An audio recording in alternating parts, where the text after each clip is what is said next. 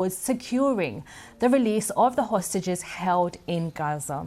Many Western governments consider Hamas to be a terrorist organization. Well, we can go live now to Doha, where we can speak to Nawaf Al-Thani, who is Qatar's former Director of Defense Intelligence Operations and a defense attaché to the United States. Thank you so much for joining us on the program. How do you view Qatar's role at this point in the negotiations? Because Qatar has done a lot in terms of negotiating for the release of hostages in the past, but at this point where there seems to be a lot of division between Israel and Hamas, what is Qatar's role today? Well, thank you for having me on. Qatar has continued to push for a peaceful resolution to the conflict. And it has said from day one that it will continue to support any negotiated settlement. So that is the position of Qatar, obviously, and this, it hasn't changed. And it has yielded benefits and obviously released over 100 hostages in the past. And I think that moving forward in this would be a positive, would have a positive outcome if all parties are honest and stick to the agreement. At the same time, there is a lot of pressure coming, particularly from the families of some of the hostages being held by Hamas, who are urging Qatar to do more. They think you could be putting far more pressure on Hamas to release the hostages.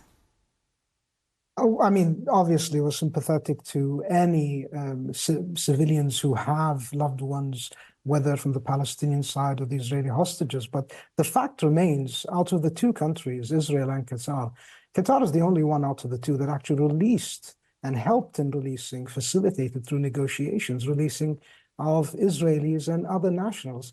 The IDF, on the other hand, representing Israel in this operation, unfortunately, through their efforts, killed civilians, whether Palestinians or even the Israeli hostages. So, I mean, the clear path is right there in front of us. Negotiations, peaceful settlement, ceasefire, and then hopefully a lasting peace. And as you know, the Israeli position is that it's fighting to remove Hamas as an authority in Gaza because it believes that Hamas has to be removed for the country's self-defense. How do you view the negotiations at the moment? Is this about having an interim deal like we did last year, at the end of last year? Or do you think there are actually negotiations about actually ending the ongoing conflict? Well, obviously, we don't know the exact details of any negotiations. Qatar, for instance, as the lead negotiator in this, has made it extremely clear multiple times that they will keep this very secretive because of the nature of negotiations. But what we can expect is that a lasting ceasefire should come about, a longer ceasefire than the last ones we had, obviously, and release of hostages and aid for the Palestinian civilians.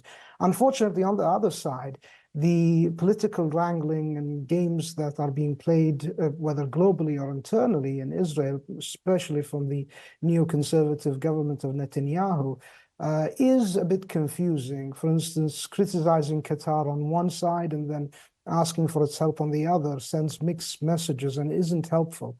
And I think focusing at the mission at hand should be Israel's main concern: releasing of the hostages, ceasefire, and a lasting peace.